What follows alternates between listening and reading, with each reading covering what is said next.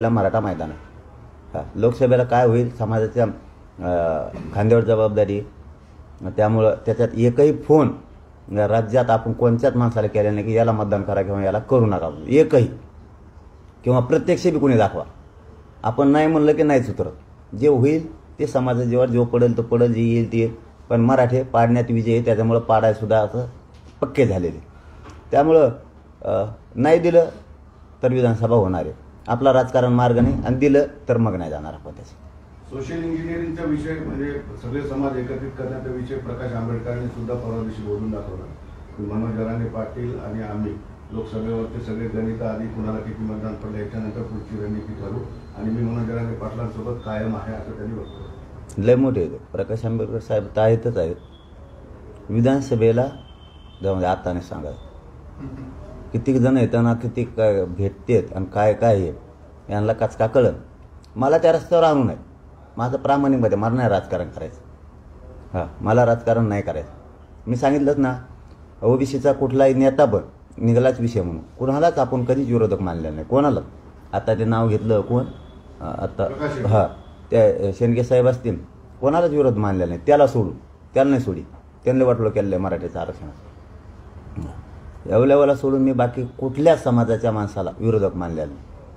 आणि गाव खेड्यातल्या ओबीसीला तर नाहीच, पण त्याला एकट्याला नाही. कारण सगळ्यात जास्त वाटलं त्याने आरक्षणाचं केलेलं आहे. यांना कोणाला मानायचं कारण नाही. त्यामुळे मला नाही वाटत की ते काय मुद्दाम केलं असं कुणी. काय वैयक्तिक बी काय असू शकतं, किंवा दुसरे कुणी ते चिटकवू शकते, ते पॉम्पलेट मराठ्यावर नाव घालू शकतं.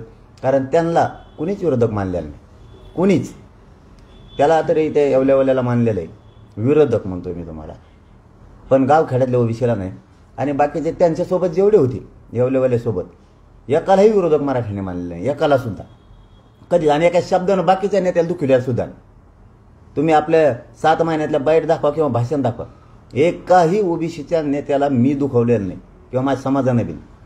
ते आता सहानुभूती मिळवण्यासाठी कोणाचे एकूणकडे चिटकीत येत, तसंही प्रकार होऊ शकतं. आणि ते असेल खरंच तर करू नये. लोकसभेमध्ये तुम्ही अगदी शांत बसला असला तरी लोकसभेवर तुमचा प्रभाव फार मोठा आहे. तुम्ही त्यांचं नाव घेत नाही. छगन भुजबळांची उमेदवारी नाकारली गेली आणि इतर ठिकाणी सुद्धा सगळे जपून पावलं टाकताय. तुमचा प्रभाव कसा दिसतोय? कारण नरेंद्र मोदींना जेवढ्या सभा मागच्या वेळेस घेतल्या नाही त्याच्या दुपटीने सभा मराठवाड्यात आणि महाराष्ट्रात घेत आहे. हा तुमचा प्रभाव आहे, मराठा समाजाचा धाक आहे. नाही, आता तुम्ही विषय काढला म्हणून सांगतो की मोदी साहेबांना इतक्या लहान इकडं खाली लक्ष देणं काही गरजच नव्हती. आणि त्यातले त्यात गोदापट्ट्यातल्या मतदारसंघात द्यायलाच नको होती. कारण ते असं माझ्या बघण्यात आहे, ऐकवत नाही म्हणणार त्याला बघण्यात आहे. कारण हे जबाबदारीने बोलतोय मी. मोदी साहेब शक्यतो त्यांचं चिन्ह सोडून दुसऱ्याच्या प्रचाराला देशात कुठेच गेले नाही. याला जोडून महाराष्ट्रात 5% पहिल्यांदा झाले. याला आणखीन एक जोडून आहे की मराठा समाजाची एकीची भीती आहे, मताची भीती नाही, ती दाखवायची यावेळेस मताची भीती. कारण एकीची भीती कशी आहे, प्रत्येक टप्प्यावर त्यांना मोदी साहेबाला आणायचं पंतप्रधान. इथंच मराठा जिंकल्याला, इथंच मराठा जिंकल्या की त्यांना प्रत्येक टप्प्यावर मोदी साहेबाला आणायची वेळ आली.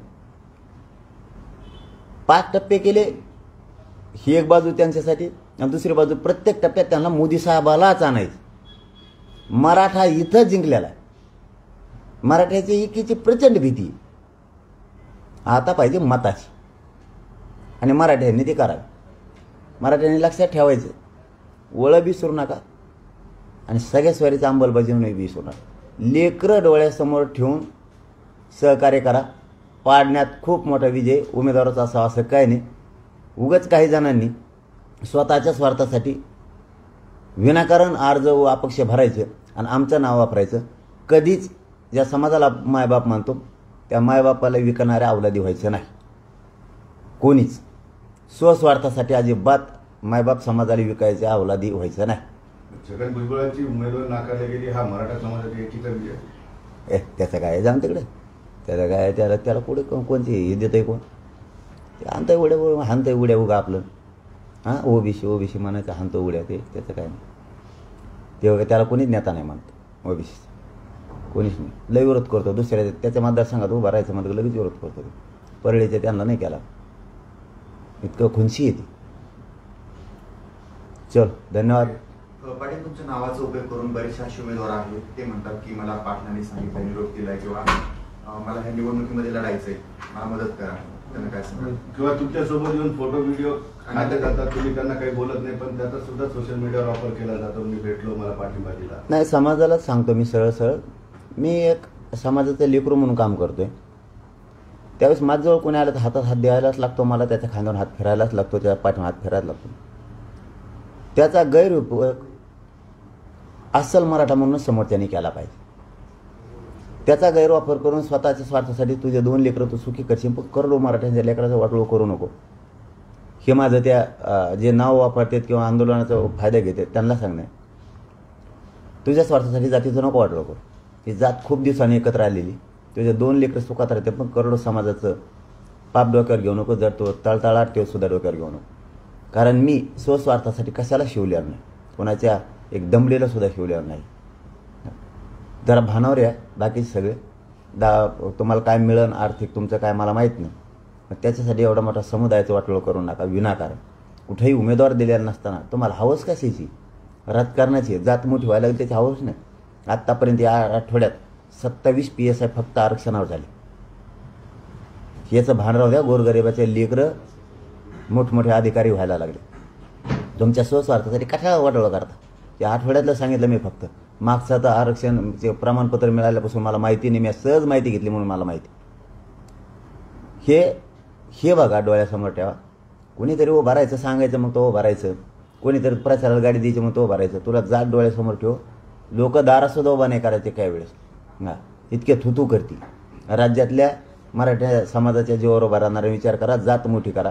पाडण्यात विजय आहे ना मोठा, तितका रात्रंदिवस फिरणा पाडायसाठी. पाडण्यात खूप मोठा विजय.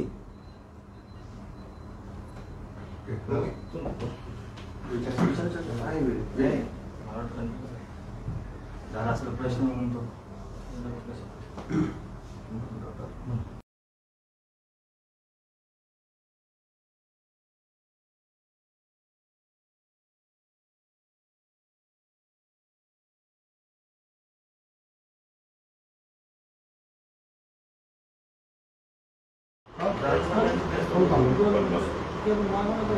भेटू